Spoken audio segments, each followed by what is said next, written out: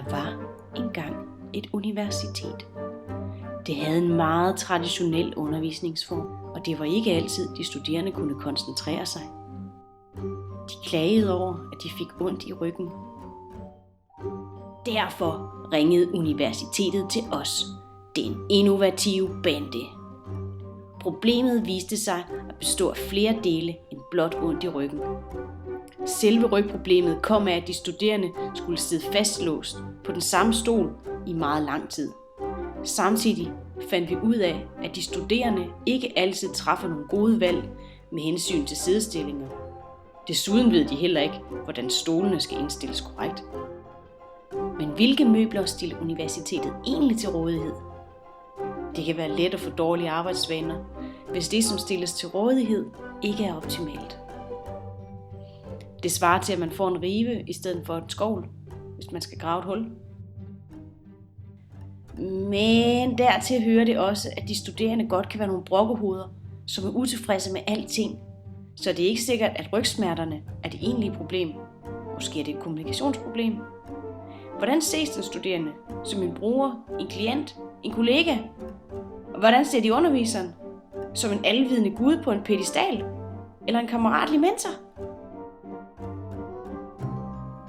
Undervisningsformen er traditionsbunden og foregår via en en-til-mange kommunikation. Underviseren taler, og de studerende lytter. Dette foregår over meget lang tid og er ofte den billigste form for undervisning. Men er det den bedste? Undersøgelser viser, at det kun er få, som lærer godt på denne måde. Uanset hvor god stolen er, vil det være hårdt at sidde ned i lang tid, og derfor vil det ikke være nok blot at udskifte stolen, men måske nærmere at kigge på tidsrummet for, hvor længe den studerende sidder på stolen. Skellet mellem de studerende og underviserne skal mindskes, for at kommunikationen generelt kan bedres. Dette vil vi i den innovative bande gøre gennem vores koncept iLearn.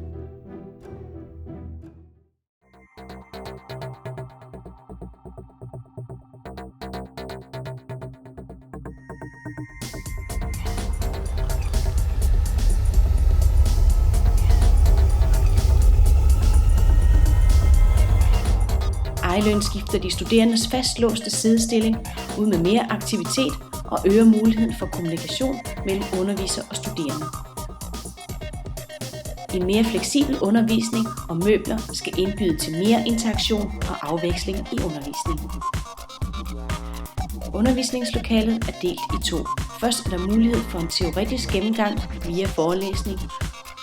Her sidder de studerende ved almindelige borde og på stole, som kan indstilles i højden, sædevinkel og i ryggen.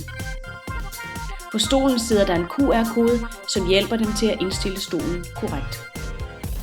Efter en kort forelæsning er det tid til at omdanne teori til praksis. Bagerst i lokalet er der runde borde med hver sin iPad. Underviseren har også en.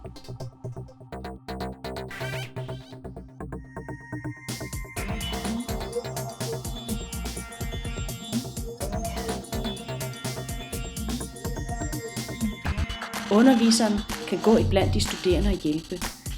Det er muligt for underviseren at overtage de studerendes iPad-skærme via sin egen og vise eksempler fra sin egen iPad.